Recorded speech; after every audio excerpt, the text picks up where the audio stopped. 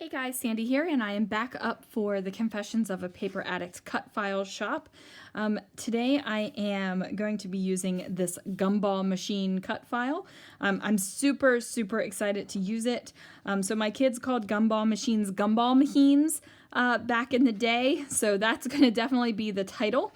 And I'm not sure yet if this is going to have a photograph for it or is just going to be a lot of journaling. So we'll figure that out, and I have some cool ideas to make this happen. So let's see what I can do. Now, I'm really not sure what in the world happened to this video the first time I posted it onto YouTube. So I have this process where I make sure that my voiceover volume isn't too different from the intro volume, because it drives me crazy when your intro volume is one level of sound and then your voiceover is like super loud or super quiet. So I always do that process. I never listen to my whole video. I never watch my whole video, you guys.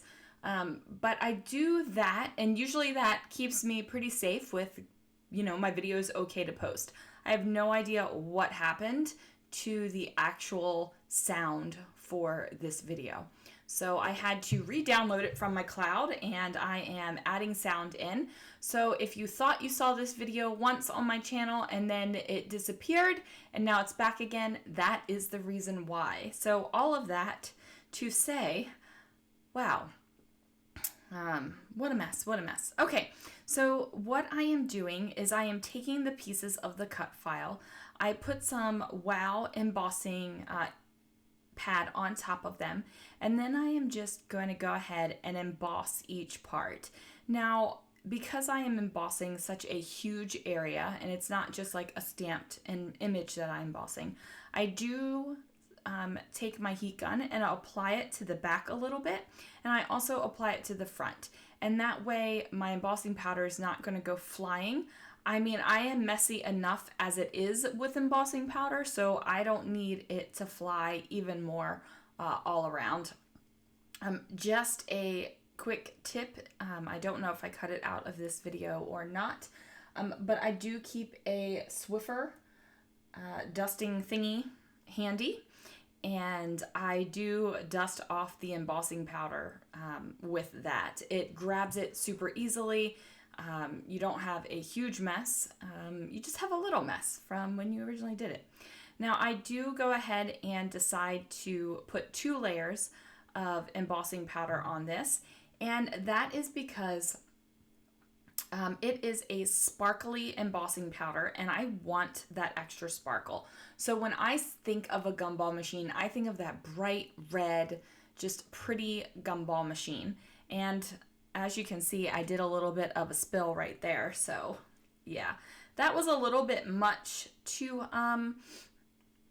wipe up with a little Swiffer dusting cloth. So I believe I kind of cleaned that off a little bit with a piece of paper. I hope I did. I hope I'm not lying to you guys. I feel like that's what I would have done. So yeah. Oh, good. We don't know if I was lying or not because we cut that part of the video out. So this is a piece of plastic, and I don't know what this was. It's not a page protector, it's some sort of packaging. So I'm just using a marker that I can draw on plastic and not worry about, and then I'm going to cut around it on that line to be able to put the glass globe in my Gumball Maheen. And I'm really going to try, guys, to not say Gumball Maheen too many times, but we have been calling it a Gumball Maheen for over 20 years, probably 20 years, about that. Maybe a little bit less, maybe about 18 years, okay? So it is a really hard habit to break.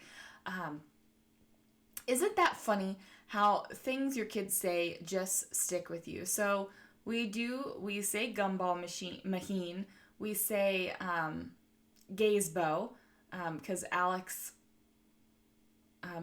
read it as Gazebo when he was reading, and I guess we had never said the word gazebo to him. We were driving along the road, and he goes, "Hey, look at that Gazebo over there." So we still call it Gazebo. When Chloe was little, she said that she cooked a nap.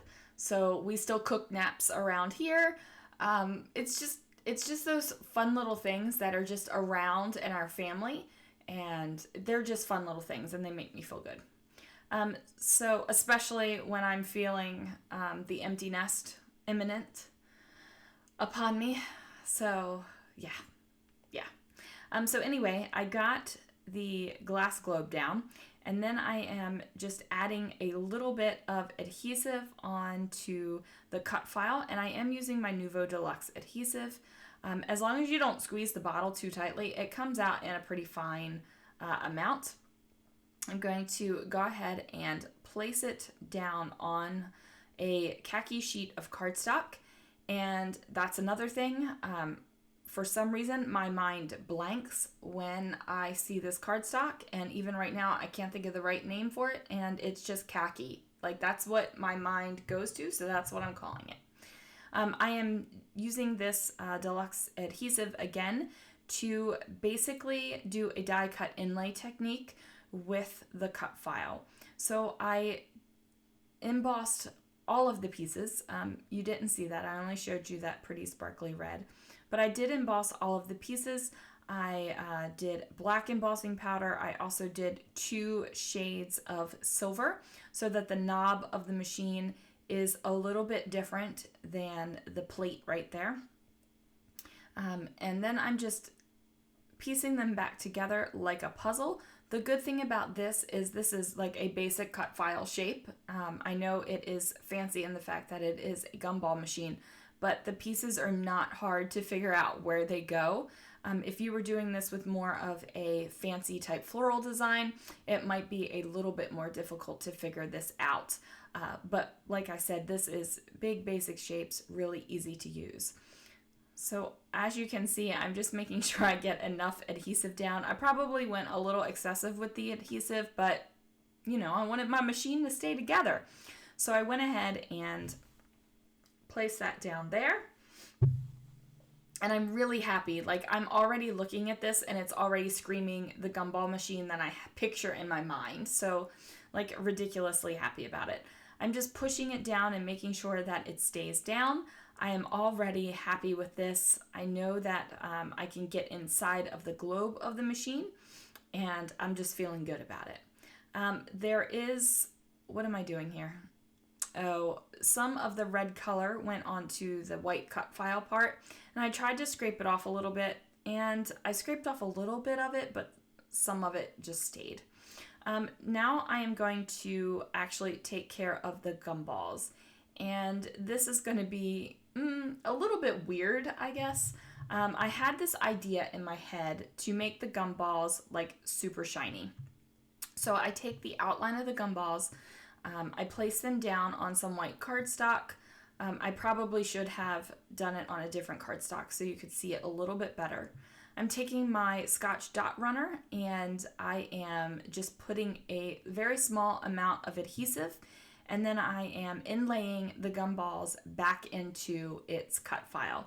So the same technique that I did with the machine, I'm just doing now, but there's nothing done yet. So I'm putting them back in, and even though I'm doing like a 1-for-1, sometimes the little suckers get twisted around and turned around, and you know, they aren't perfect, but that's okay. Because you know what? Gumballs aren't perfect. I have had some pretty wicked crooked gumballs in my life.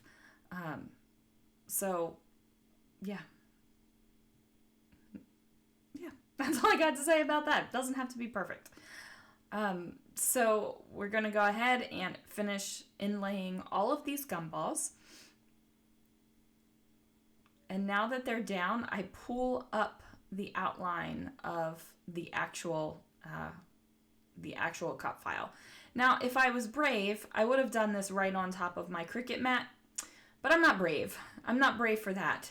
I was afraid that I was going to get some enamel drops or whatever, enamel accents is what I used, onto the mat, and it would have ruined the mat. So I didn't want to do that. So this is a little bin of joy. So I have these Ranger enamel accents, and they are basically like very similar to a Nouveau drop. And I figured I needed to use these enamel accents because they are solid, they're opaque, and the colors are super bright. So the only thing I'm doing is going through each gumball with a couple different colors and making it happen with these accents. And as you can see, my little piece popped up, so I just dropped it down over again. So like I said, I've had these enamel accents for a while. I actually bought a set of 12 of them from Ranger back when like this kind of thing became all the rage. Like it was, oh, gotta get all the drops, gotta get all the dots.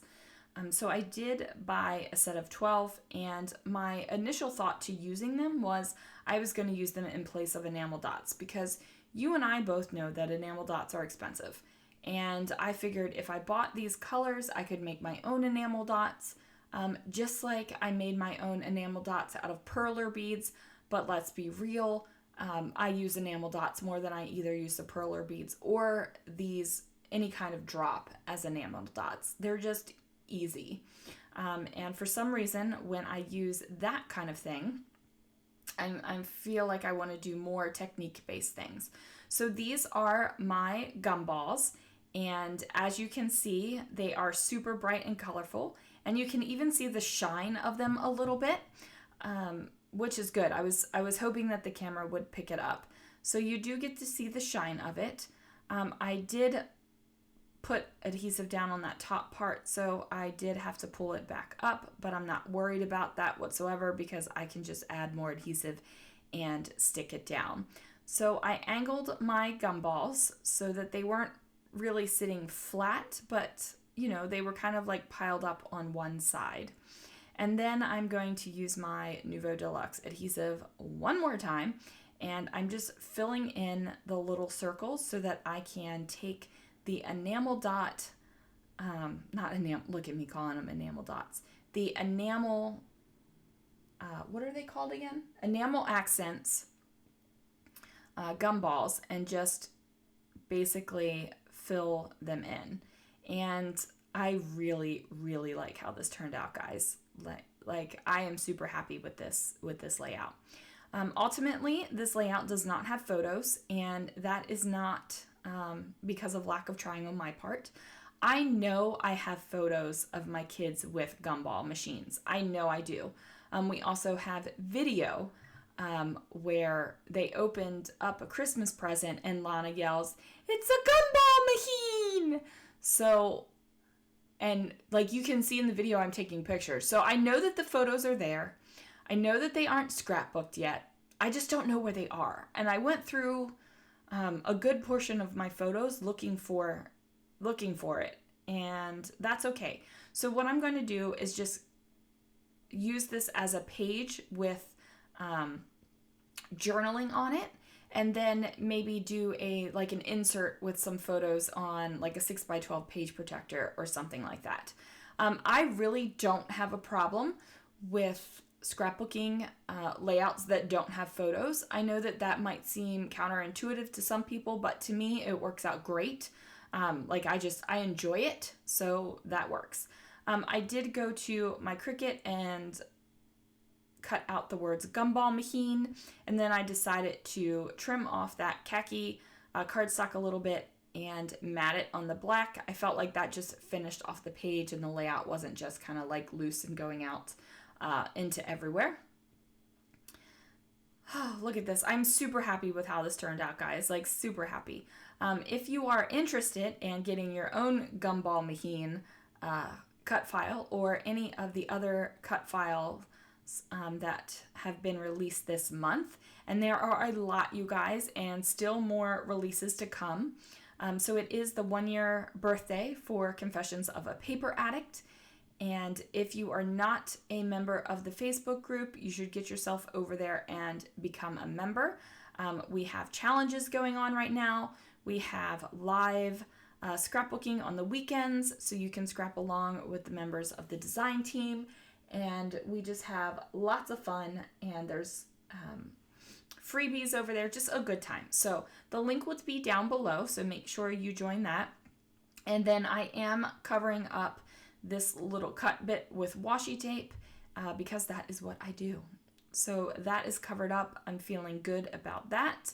I'm feeling really good about my Gumball machine. Like, it makes me happy. I'm super excited about it. Like, I'm looking at this layout just smiling because it just evokes so many memories for me. And that is like a great thing. So if I'm looking at my albums and I'm looking at pages and it evokes memories for me beyond what is on the page, like that just fills my heart. It also fills my heart when other people in my family get the same thing. And I know some people would be saying, well, Sandy, why don't you write down those things, those thoughts and feelings? You know, if I went back and wrote down every single thought and feeling I had every time I looked at my scrapbook, like I would just have notebooks of thoughts and feelings and no scrapbooks, and that's just the way it is. So I do use a really old Creative Memories, I forget even what they call it, but you know, it's got the lines on it, so you write in a straight line. And then I'm using a Micron pen because at this point in my life, my Muji pens were missing, still missing one of them, but my husband had put them in his own pen cup at his desk. And when I found them, I was like, oh, he has my Muji pens. And when I asked him about them, he was like, yeah, I put them there.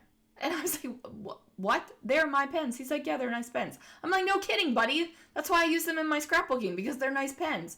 So I took them back. So I do have a lot of journaling on this page. I talk about how the kids call Gumball machines Gumball Maheens. And hopefully that is how you would spell Maheen. That's how I spell Maheen. I even last asked Lana, and she was like, yeah, Mom, that looks like Maheen to me too. So I take my Staedtler eraser. This is a Mars plastic eraser. This is the best eraser in the world. I love it. And I just erase the pencil lines. So I have this beautiful gumball machine with these bright glossy gumballs and a bunch of journaling. Thanks so much for watching, guys. I really appreciate it.